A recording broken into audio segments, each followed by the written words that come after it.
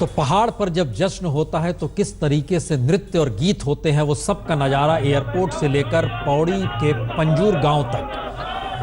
और दो दृश्य आपके स्क्रीन पर हैं। एक तरफ गांव जो कि पंजूर गांव है, पौड़ी का गांव है, जहां के योगी आदित्यनाथ हैं, उनका घर है, उनके घर के बाहर का जश्न। दूसरी तस्वीर वीवीआईपी गेस्ट हाउस से, जहां से रवानगी कुछ देर पहले योगी आदित्यनाथ की हुई है। वह एयरपोर्ट पहुंचे हैं, प्रधानमंत्री को वो सीधे रिसीव करेंगे और उनके साथ ही वो आएंगे शपथ लेने के लिए स्मृति उपवन में। प्रधानमंत्री आ रहे होंगे, सड़कें साफ होगी, मतलब बिल्कुल साफ का मतलब यह है कि आवाजाही वाहनों की नहीं हो रही होगी। 15 मिनट का समय फिर भी लगता है एयरपोर्ट से वहां पहुंचने में। जाते वक्त थोड़ा ज़्यादा वक्त लगेगा क्योंकि काफिला चला है और मुख्यमंत्री पद की शपथ वो लेने से पहले वो जाहिर है जो हर्षोल्लास वो हर जगह नजर आ रहा है और उसको डिस्टर्ब भी नहीं किया जा रहा है। हाँ, एक रास्ता जरूर बजाया जा रहा है। हम सीधे चलते उनके माता पिता से बात हमारे संवाददाता मंजीत नेगी कर रहे हैं इस वक्त। अब उन्होंने हाल भर दी, उन्होंने का घर पूछ किया हो, घर में आए 1993 में चुनाव थे ना, विधानसभा के चुनाव थे शायद, तो उस वक्त तो प्रचार में लगे रहे पहले। फिर प्रचार के बाद अपनी माँ को पूछा तो माँ ने कहा चले जाओ। उनको पता था क्या सो बड़ा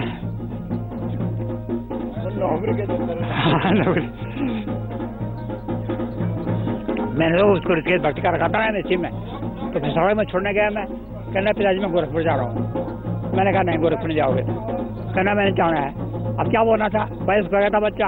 अब ज़्यादा हमारी लगती नहीं थी तो मैंने कहा कर लो जो कुछ करना है, जो कुछ करो। मैंने कहा तो मैंने उस वक्त वो खर्चे के लिए पैसे भी दिए थे उसको, कॉलेज के लिए चेक काट के दिया था 3000 रुपये का। तो उसको कैश करने भी आया था कोटद्वार में। मैं उसमें मेरी बस्ती तो 3 बस्ती मेरी, तो उसको कैश करने भी आया था। तो तब भी नहीं बताया उसने। उसके बाद वो दिल्ली गए, दिल्ली अवैधनाथ से मिले और अवैधनाथ से मिलने के बाद उनका जो प्रोग्राम बना तो उसको आप गोरखपुर चले गए और बसंत पंचमी में 1993 को अभिषेक हुआ उनका।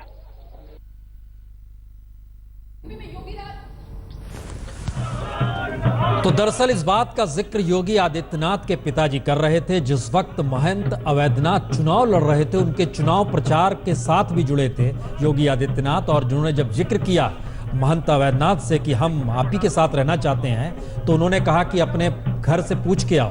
और वो जब पूछने आए तो उनके पिताजी बता रहे हैं कि किस तरीके से वो माँ के पास आए और माँ से पूछा कि मैं गोरखपुर में जा रहा हूँ, वहीं रहूँगा। तो उस समय माँ को ये महसूस हुआ था शायद नौकरी मिल गई है, और लेकिन वो वहाँ तो उस संत की भूमिका में जा रहे थे और उसके बाद चले गए। ये कहते हुए बेहद भावुक भी हो गए उनके पिता उस। और तमाम नेताओं की मौजूदगी इस वक्त लखनऊ की दिशा में है। मौसमी मेरे ख्याल से मनोज तिवारी इस वक्त पहुंचे हैं, जरा सुना जाए क्या कह रहे हैं। सर, निरंतर आपके गानों का भी सिलसिला और खुशी का सिलसिला खत्म नहीं हो रहा, नहीं थकेगा, ये चलता रहेगा। किस तरह से देखते हैं योगी आदित्यनाथ की अपॉइंटमेंट को? ये निर्णय सर्वसम्मति से है और इस निर्णय में उत्तर प्रदेश की खुशहाली है। एक मिनट हट जाइए आप। हमारे साथ बीजेपी के स्टार सर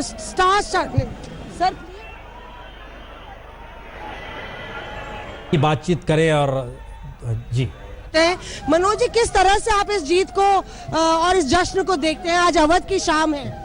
ये भारतीय जनता पार्टी के विकास का रथ शुरू हो रहा है उत्तर प्रदेश में। भेदभाव की सरकार का अंत और अब सबका साथ सबका विकास की शुरुआत है। सर, मैंने देखा लगातार आपकी खुशी का जो सिलसिला था वो गानों में बयां किया। आज बहुत बड़ी शाम है, भाजपा के तमाम सितारे आ रहे हैं लखनऊ में। क्या कहेंगे अवध की शाम के लिए? बस हम जिएंगे और मरेंगे यूपी तेरे लिए। तो मनोज तिवारी या Gaurav, you can see is quite happy. ये कई मायनों में इसलिए भी महत्वपूर्ण है क्योंकि मनोज तिवारी दिल्ली में प्रदेश अध्यक्ष बनाए गए। वो भी पूर्वांचल से आते हैं और उससे पहले जब राजनीति में नहीं थे तो पूर्वांचल के लोगों के बीच इनकी मौजूदगी इनके गीतों के जरिए होती थी जबरदस्त। ये खुद ही कविता भी लिखते थे और उसको गीत में पिरोते थे और फिर गाते थे। तो खैर, अब ये एक स्थिति। एक दूसरी स्थिति हम आपको दिखाते हैं, साक्षी महाराज वो क्या कह रहे हैं। योगी आदित्यनाथ के मुख्यमंत्री बनने से वैसे तो बीजेपी के तमाम समर्थक खुश हैं, लेकिन सबसे ज्यादा खुशी उन लोगों के चेहरे पर है जो योगी की तरह ही भगवा हैं। आप देख सकते हैं साक्षी महाराज मुस्कुराते हुए यहाँ शपथ ग्रहण समारोह में पहुंचे हैं। तो साक्षी जी, सबसे पहले बताइए कि वैसे तो सारे समर्थक खुश हैं, पर आपकी खुशी कुछ ज्यादा ही है। मेरी खुशी इसलिए बहुत ज्यादा है कि मैं ऑल इंडिया साधु समाज का जनरल सेक्रेटरी रहा हूँ। योगी आदित्यनाथ जी के गुरु महंत अवैधनाथ जो सांसद भी थे, मेरे मित्र रहे, मेरे साथ उन्हीं के साथ मुझे काम करने का अवसर मिला है। उन्होंने इन्हें लाला पाला है, तैयार किया है, तो उनकी क्षमता को भी मैं समझता था, इनकी क्षमता को भी मैं समझता हूँ। तो मुझे प्रसन्नता आज इसलिए है कि मेरा भाई, मेरा मित्र, मेरा लोकसभा का सहयोगी, वो 5 बार से हैं, मैं भी 5-6 बार से सांसद हूँ। जीतने के बाद मोदी जी ने कहा कि जो मुंह के लाल हैं वो चुप रहे, इसके लिए बहुत बधाई। लेकिन अब क्या योगी जी के मुख्यमंत्री बनने के बाद आपके जैसे लोगों के लिए खुला मैदान है? लेकिन मुझे लगता है एक बात आप भूल गए, मोदी ने और कहा था कि मुंह के लालों को मैं साष्टांग दंडवत प्रणाम करता हूँ, इनका भी बड़ा योगदान है। मुझे लगता है कि मोदी जी ने योगी जी को, आपके जैसे लोगों के हौसले बुलंद हैं। अब मेरे नहीं, सारे देश के हौसले बुलंद हैं, पूरे प्रदेश के हौसले बुलंद हैं, और मुझे लगता है आपके भी हौसले बुलंद होना चाहिए। आप बाल कृष्ण हैं, मैं समझता हूँ हर व्यक्ति के हौसले बुलंद हैं। इस समय तो अब कुछ लोग जो राष्ट्र विरोधी हैं वो खिसियानी बिल्ली खम्बा नोचे, तो जो लोग तिरंगा जलाते रहे हैं, आस्तीन का सांप हैं, भारत माता को डायन कहते रहे हैं, तुष्टीकरण की राजनीति करते रहे, अगर लोग परेशान हैं तो उन्हें परेशान होना भी चाहिए। क्या करेंगे ऐसे लोगों का, अब जब यूपी में आपकी सरकार है, प्रचंड बहुमत से आपकी सरकार? हम किसी को भी राष्ट्र विरोधी गतिविधियों में संलिप्त पाएंगे तो हमारी सरकार उसके खिलाफ कार्रवाई करेगी, चाहे हिंदू हो चाहे मुसलमान हो।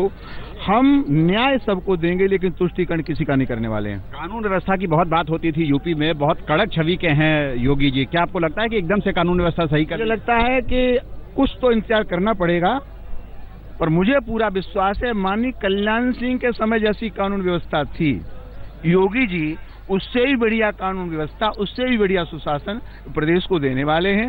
प्रदेश की यह अपेक्षा भी है और ये आवश्यकता भी है। कहा जा रहा है कि अब यूपी का भगवाकरण होगा आपके जैसा। भगवाकरण तो मैं नहीं कहूंगा, लेकिन राष्ट्रीयकरण, यूपी राष्ट्रवाद के रास्ते पर चलेगी, विकास होगा। अब तक विकास नहीं हुआ, हमारे मोदी जी ने भी कहा है अब यूपी की बारी है, तो विकास में यूपी की बारी है, यूपी का विकास। आज साक्षी महाराज, जो जाहिर है जो भी ऐसे शब्दों का इस्तेमाल करते थे जिसको लेके कहीं ना कहीं दिल्ली में परेशानी पैदा हो जाती थी, हर कोई संयम। हम बार बार इस बात का जिक्र इसलिए कर रहे हैं क्योंकि विजय शंकर जी, हम यहाँ पर चाहेंगे कमेंट, हम अपने संवाददाता के पास जाएं, क्योंकि हम पहली बार एक महसूस कर रहे हैं कि चाहे वो वाजपेयी जी की सरकार रही हो, उसके बीच में अचानक हिंदुत्व की गूंज ऐसी होती थी कि दिल्ली की सरकार को लगता था ये क्या कह रहे हैं, हम इस रूप में तो नहीं आए थे। अब हम देख रहे हैं कि जब योगी जी ही आ गए हैं तो फिर आप लोग एक संयम तरीके से बोल रहे हैं, भाई गवर्नेंस होगी, विकास होगा, कानून व्यवस्था पर नकेल कसी जाएगी, मंदिर का जिक्र भी होगा। वाजपेयी जी, हम पहले भी ऐसे ही बोलते थे, लोगों का नजरिया सुनने का बदल गया है, मुझे ऐसा लगता है। एक बात देखिए कि जब बार बार बात हो रही है कि विश्वास और विकास दोनों का मार्ग प्रशस्त हुआ है। यहाँ पर विश्वास को भी बहुत धक्का लगा था और विकास को भी बहुत धक्का लगा था। तो विश्वास और विकास जब एक साथ आगे बढ़ते हैं तो निश्चित तौर पर जो समाज है वो उसका मनोबल बढ़ता है। आज पूरे समाज का मनोबल बढ़ा हुआ है। आप देखिए पिछली सरकार में वैसे आज किसी को कोसने का अवसर नहीं है, लेकिन तो भी एक देख सकते हैं हम कि हर तरफ सारा हिंदू समाज डरा हुआ, सहमा हुआ। अभी हमारे कई मित्र बोल रहे थे कि उनके आने से एक वर्ग बहुत डर रहा है, दबा हुआ महसूस कर रहा है। ऐसा नहीं है, उस समय डरा हुआ महसूस कर रहा था हिंदू समाज जब जो अपने को धर्मनिरपेक्ष कहते हैं उनकी सरकार थी। तो आज उसकी बहाली हुई है और उस दिशा में लोग। चिन्मयानंद जी ने जब कहा कि कुछ लोगों ने मंदिर निर्माण को टाला है और ये सवाल बार बार निकलता है, ये सवाल हमने भी पूछा था योगी आदित्यनाथ से। हम बीच में आपको सुनवाएंगे, कुछ दिन पहले का वो इंटरव्यू है जिसमें वो जिक्र कर रहे थे कि सुप्रीम कोर्ट तो ठीक है लेकिन इसमें एक जनता का मन भी होता है। वो बार बार इस बात को जोर दे रहे थे और जनादेश अब साथ में है, वो खुद सीएम है। वो कोई ऐसा रास्ता निकालेंगे आपको लगता है जिसमें एक सहमति बन जाएगी जल्द? देखो, योगी जी तो सच बोलने के लिए जाने जाते हैं और बहुत प्रखर सच बोलते हैं वो। आप एक बात बताइए, मैं 2-4 चीजें बताता हूँ। मुजफ्फरनगर की जब घटना हुई तो मुजफ्फरनगर की घटना को समाज के सामने उकेर कर रखना ये सच है ना। कैराना की बात को बोलना ये सच है ना कांधला की बात को बोलना सच है ना, सहारनपुर में जो हुआ उसको सच है ना। यानी जो भी हुआ सच्चाई के साथ जनता के सामने रखने के लिए योगी जी पूरी तरीके से जाने जाते हैं और वो अपनी बात पर कटिबद्ध रहते हैं, ऐसा उनका चरित्र है। अच्छा, ये जो बात आप कह रहे हैं, हम एक जानकारी और दर्शकों को दे दें कि 21 कैबिनेट मंत्री, लगभग 9 स्वतंत्र प्रभार के साथ राज्य मंत्री, 17 राज्य मंत्री, 2 डिप्टी सीएम, 1 सीएम, ये कुल 50 का आंकड़ा। लेकिन ये हम देख पा रहे हैं कि जो लोग बैठे हुए हैं इस वक्त उनमें कई मंत्री बने हैं। लेकिन मंजीत ने कि एक सवाल हमको लगता है ब्रेक से पहले आपको वहां पर संभव हो सके तो उनके माँ बाप से भी पूछना चाहिए। मोदी जी खुद बचपन में घर छोड़कर निकले, पढ़ाई के बाद योगी भी खुद घर छोड़कर निकले। यह जो एक स्थिति रहती है, माँ बाप जब जिक्र कर रहे थे उन भावुक हो जा रहे थे, हम देख रहे थे योगी जी के पिता। लेकिन बेटा जब किसी मिशन के साथ निकलता है तो वह इतने बड़े नेता के तौर पर सामने जब आता है तो जो फीलिंग होती है, लेकिन उससे पहले की फीलिंग क्या रहती है? देखिए प्रश्न जी, उनसे सीधे जान लेते हैं हम। आज आप सबको इंतजार है कि योगी आदित्यनाथ उत्तर प्रदेश के सीएम की शपथ लेंगे। जब वो घर से निकले थे और आज यहाँ पर पहुंचे हैं, आपका आशीर्वाद उनके लिए? मेरा आशीर्वाद है, पूरा आशीर्वाद है मेरा, क्योंकि उनकी भावना पहले से ऐसी थी कि मतलब मुझे तो जन सेवा करनी है, और वो जन सेवा इससे बड़ी क्या हो सकती है। उत्तर प्रदेश जो बहुत बिगड़ा हुआ राज्य है, इसकी कमान संभालने पर उनको सबसे पहले जो बीजेपी का नारा है, सबका साथ सबका विकास, वो करेंगे। वो मुझे उम्मीद है, और उत्तर प्रदेश को उत्तम प्रदेश बना के छोड़ेंगे। आज वो इस पद पर पहुंचे, लेकिन परिवार से आप लोगों से उनका लगाव जुड़ाव, अभी वो हाल में चुनाव प्रचार के दौरान भी यहाँ पर आए थे। हाँ, आए थे, यहाँ पूछते हैं, लेकिन हम उनके काम में डिस्टर्बेंस नहीं करते, क्योंकि ऐसा है कि वो राजनीति अलग है, हमारे घर की पॉलिटिक्स अलग है। तो वो जो कुछ भी आते हैं यहाँ राजी खुशी पूछ करके चले जाते हैं। हमें खुशी होती है, क्योंकि उन्होंने जो काम किए हैं, जिस तरह से उनकी लोकप्रियता बढ़ रही है, उससे मुझे बड़ी प्रसन्नता हो रही है। हमारे पीछे योगी आदित्यनाथ की वो 22 साल पहले की तस्वीर है, जब यहाँ से घर से निकले थे। सावित्री जी बिष्ट जी हमारे साथ हैं। लास्ट बार जब पिछली 12 तारीख को यहाँ आए थे, क्या कहा था आपसे उन्होंने? कुछ नहीं कहा, ठीक हो, प्रणाम किया। उनकी बहन भी हमारे साथ हैं, शशि। आप बताइए, आपसे जब पिछली बार मिले थे आपके शादी के वक्त, और उनसे जुड़ी क्या यादें हैं, और आज क्या उनसे कहना चाहती हैं, क्या संदेश देंगे यहाँ से उनके लिए? यहाँ से हमारा आशीर्वाद है, बाकी क्या संदेश देना है।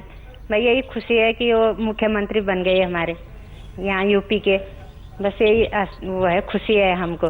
सारे मतलब सारे उत्तराखंड को खुशी है। यूपी को तो है ही, पर उत्तराखंड को भी खुशी है। और भी उनके परिवार के लोग हमारे साथ हैं। उनके सबसे छोटे भाई जो कि महेंद्र बिष्ट हैं, पत्रकार हैं यहाँ पर, आप से किस तरह का जुड़ाव, आपसे किस तरह की यादें हैं अपने बड़े भाई के लिए? जब महाराज जी उत्तराखंड से, क्योंकि उत्तर प्रदेश में गए थे, उस समय भी उत्तर प्रदेश का ही अंग था, तो उस समय जो मेरी उम्र थी वो काफ़ी छोटी थी, समझने की नहीं थी कि समझना क्या है।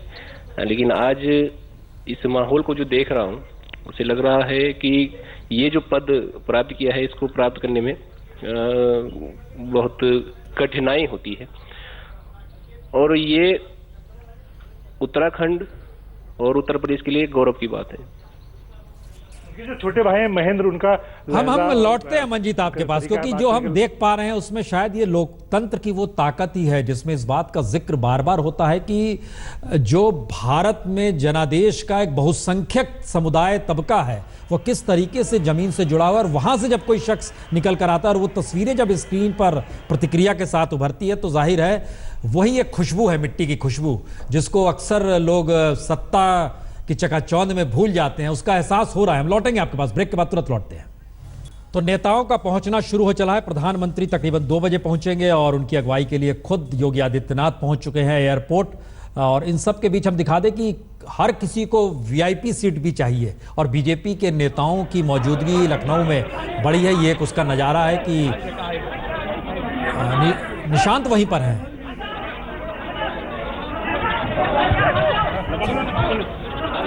ये जो तस्वीरें आप देख रहे हैं बीजेपी कार्यालय के अंदर की तस्वीरें हैं, ये मारामारी पड़ रही है पास लेने के लिए। ये पास के लिए हो रहा है सर। सर ये आपके हाथ में है क्या? ये इधर आइए, पास है, पास को लेने के लिए यहाँ पे मारामारी हो रही है।